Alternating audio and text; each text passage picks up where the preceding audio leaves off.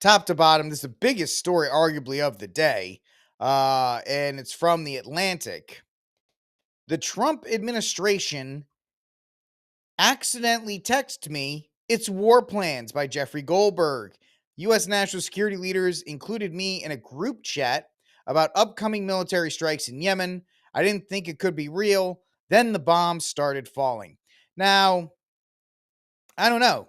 You have to let me know if if you're one of these people, if you're this reporter and you get lumped into this text chain and you now all of a sudden have access to this, do you print them?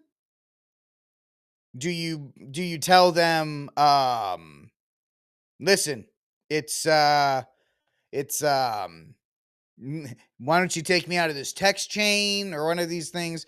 Because obviously, because this guy's anti-Trump, he ran to the press and he's going, "This is ridiculous. Can you believe this? They texted me their war plans." And now he's a hero. And this is an example of the actual text messaging that he took pictures of.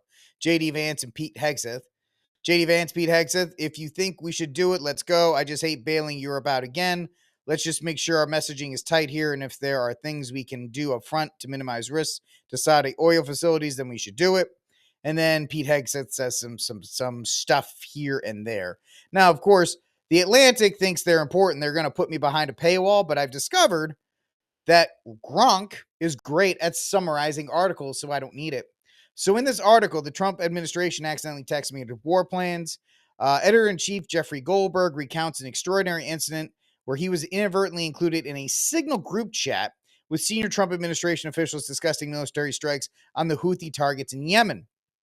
The story begins on March 11th when Goldberg received a connection request on the encrypted messaging app Signal from a user identified as Mark Waltz, presumed to be President Donald Trump's national security advisor.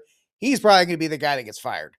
Initially skeptical, Goldberg suspected it might be a hoax or disinformation attempt, given the administration's rocky relationship.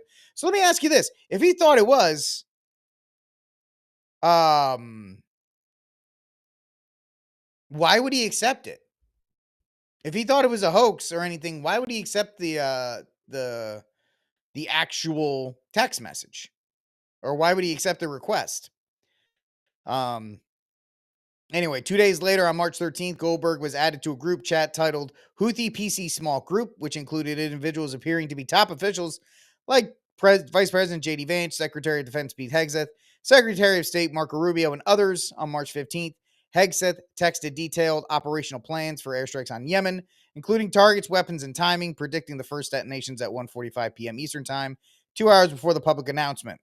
Goldberg, still doubting the chat's authenticity, waited to confirm the legitimacy. And when the bombings occurred as predicted, he realized the gravity of the situation. Once again, why doesn't he get out? Right? He knows he's not supposed to be there.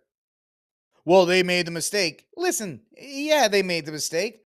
But at the same time, you're not supposed to be there. That's not for you, man. Guarantee if it was a different administration, he would have blasted out as soon as possible as to not to interfere. But instead, he knew he could run and be a hero to the left by talking about the Trump administration and to say, "Ha ha, we got him, and now we have him by the ropes." I don't know. It's going to be interesting to see the fallout for this. And so it's very interesting to see the mess up here. Also, it's interesting to see that that the administration uses Signal. I guess that's a great advertisement for the Signal group and what you could use there as opposed to anything else. I don't know. But I don't know. Let me know what you think in the comment section down below about this, because this is I think, the first real scandal of the Trump administration. All the other stuff was kind of left, right, and center, and it was really kind of outside stuff, nothing that really mattered.